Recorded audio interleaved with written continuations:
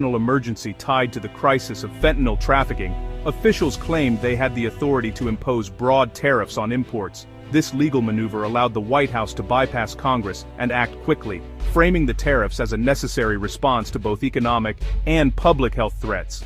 However, this approach sparked immediate controversy. Critics, including legal scholars and members of Congress, argued that using IEEPA in this way was an unprecedented stretch of executive power. Traditionally, IEEPA had been reserved for sanctions against hostile nations or to address clear national security threats, not to reshape trade policy on such a massive scale. For many American companies, especially those that relied on imported materials and components, the tariffs meant higher costs almost overnight. Businesses faced tough choices: absorb the extra expenses, cut jobs, or raise prices on their products. Small manufacturers and retailers, in particular, struggled to adapt to the sudden changes in their supply chains. As a result, American families began to feel the impact at the checkout line. Everyday goods, from groceries to electronics, became more expensive.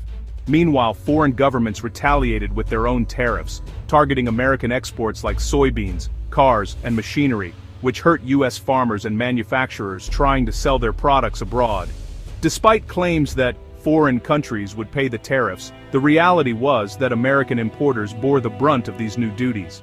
For many small businesses, the added costs threatened their survival, forcing some to lay off workers or even close their doors for good. The result was a multi-front trade war that disrupted global supply chains and created uncertainty for businesses and consumers alike. Prices continued to rise, and many American households found themselves paying more for basic necessities, while companies struggled to plan for the future. As the economic and legal fallout grew, opposition to the policy intensified. Lawsuits were filed, protests erupted, and the debate over the use of emergency powers to set trade policy became a defining issue, one that would shape the future of American trade for years to come.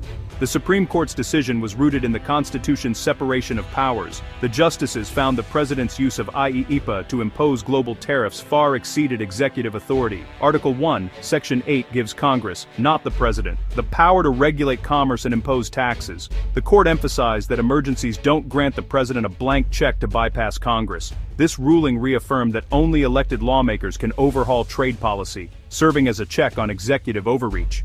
The decision was a clear victory for constitutional order and the rule of law. The tariffs acted as a hidden tax, quietly raising prices on everyday essentials. Shoppers noticed the difference at the checkout, as groceries, household goods, and even basic necessities became more expensive almost overnight. For many families, these price hikes weren't just numbers on a receipt, they meant